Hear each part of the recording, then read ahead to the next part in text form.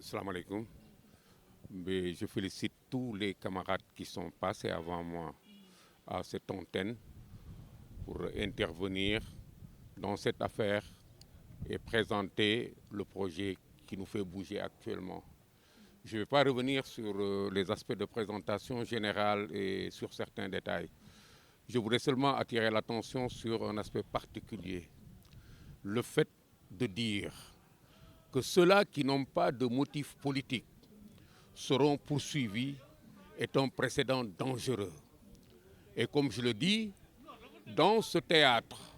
dans cette affaire, il n'y avait pas seulement que les gens qui étaient en prison, il n'y avait pas seulement que des politiciens, il n'y avait pas seulement que des nervis comme ils disent, il y avait une foule d'acteurs, chacun y ayant été présent pour un motif particulier. On nous a parlé de nervis, de politiciens qui ont payé des gens. Je reviens sur le propos de Amadou Ba, qui ont payé des gens qui les ont armés, des gens qui ont tué. Mais ce n'est pas tout. Si on regarde d'assez près cette situation, c'est comme si tout ce qui était pourri dans cette histoire appartient aux autres qui n'ont pas de motif politique et qui n'appartiennent pas à Pastef donc. D'un autre côté, il y a toute la chaîne de commandement de l'administration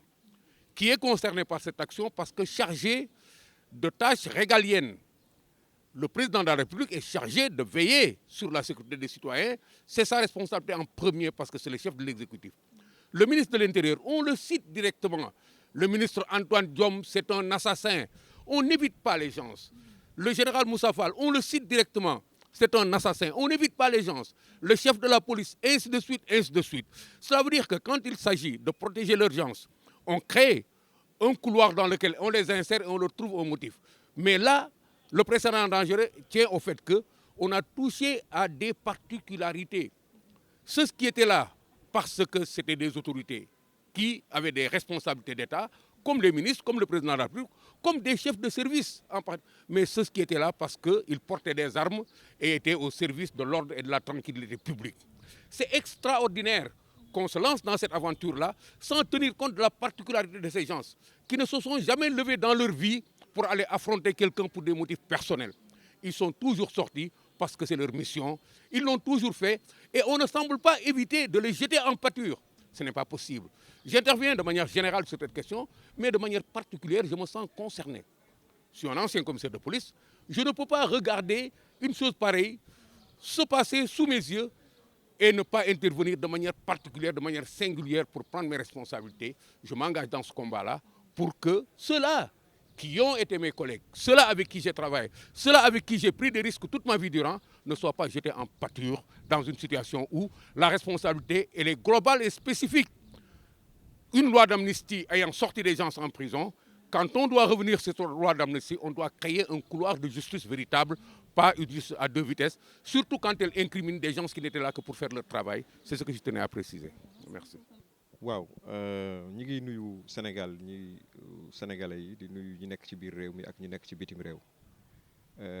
comme ni ko sama naataango yi waxee léegi tey dañu xëy dem seeti chancellerie yi nga xam ne ñoo nekk ci réew mi ndax ku ne xam na li xew ci réew mi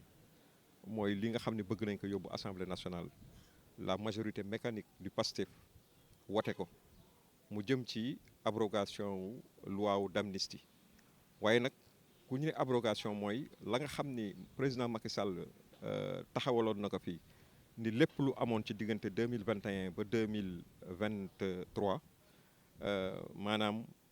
jéggalees na ko ndax dañu war a juboo nekk benn ndax réew mi am jàmm waaye ñi nga xam ni tey ñoom la yàlla jox réew mi ñu ngànk ko nga xam ni partie prenante la ñu woon ci loolu amoon ba tax ñuy amnistier tey dañoo ñëw ci seen kàddu rek ñu jàppaleen ci seen kàddu parce que ñoom dañu wax ni maanaam lépp lu jëm ci affaire amnistie bi soxlawuñu ko bëgguñu ko tey nag toll nañu fu nga xam ne nag wax dëgg yàlla demande la boo xam ni waa réew mi ak waa bitim réew ñëpp sénégalais yëpp ñi ngi taxaw di ko laaj naan il faut ñu abrogation boobu ñu daal di ci revenir parce que tamit ay doomu aadama ñoo ci génn àdduna faatu ci lu toll ci juróom-ñetti fukk ak nangam ci ay suñu ay doom am ñu nga xam ne dañ ci yàqule am ñoo xam ni dañ leen ci gaañ am càcc gu ci am ju nga xam ni Sénégal yëpp gis nañ ko ci ay vidéo yaa ngi fi comme ni ko sama mbokk mi waxee léegi kon nag bu ñu tollee ba fii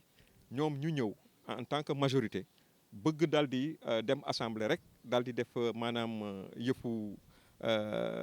maanaam jël yëpp rek ràcc jëmale seen kanam képp ku bokk ci ñoom ñu fexe ba raxas la ci ba nga set wecc parce que interprétation boobu ñuy wax loolu lañ ci jublu il faut que sénégalais yëpp xam ni loolu lañ ci jublu képp koo xam ni ci ñoom nga bokk daan nga taal daan nga yàq daan nga jël ay móol di dóor ay policiers daan nga taal bus fekk ay xale nekk ci ñu rey leen ak yooyu yëpp ñu ni dañ koy teg ci maanaam cadre politique lañ koy teg ñooñu politique a leen taxoon a jóg kon ñooñu yoon du leen topp waaye képp koo xam ni da nga taxawoon état du Sénégal solal la tenue jox la mission ni la da nga war a saytu aar li nga xam ne moom mooy réew mi aar doomu aadama yi nekk ci réew mi nga xam ne da ngay liggéey di takk der ñooñu ku ci nekk ci ñoom boo ci amee responsabilité des na la atte teg la ay daan ak ñi nga xam ne ñoo ko atte woon ak ñi nga xam ne ñoo fi nekkoon ŋànk nguur gi donc loolu muy loo xam ni kenn mënu ko nangu tey ci loolu la ñuy dox fi mu nekk nii lii mooy première étape bi ñu dem maanaam fépp foo xam ni am na ay ndaw yu jóge bitim réew te am taxawaay bu mat sëkk ci àddina si danañu dem ba ci sa makkaan jébbal la benn bataaxal boo xam ni dañ ciy expliquer lii nga xam ne moom la ñii bëgg fas yéene def pour que ëllëg nul n'en ignore que xam ni ñun ci li ñu taxaw ci yoon la ñu taxaw loolu moom kenn du ko accepter te incha allah taala yaakaar naa ni Sénégal yëpp ci loolu la ñu taxaw parce que lu gën a ndaw lii moo taxoon 23 juin 2011 am lu ko gën a ndaw lii moom lu ko gën a rëy ci àddina lu ko gën a nekk tooxi doon a gisuñu ko moo tax du jàll te danañ ci def li ci war yëpp danañ ko ci def ba du jàll incha allah bu neexee yàlla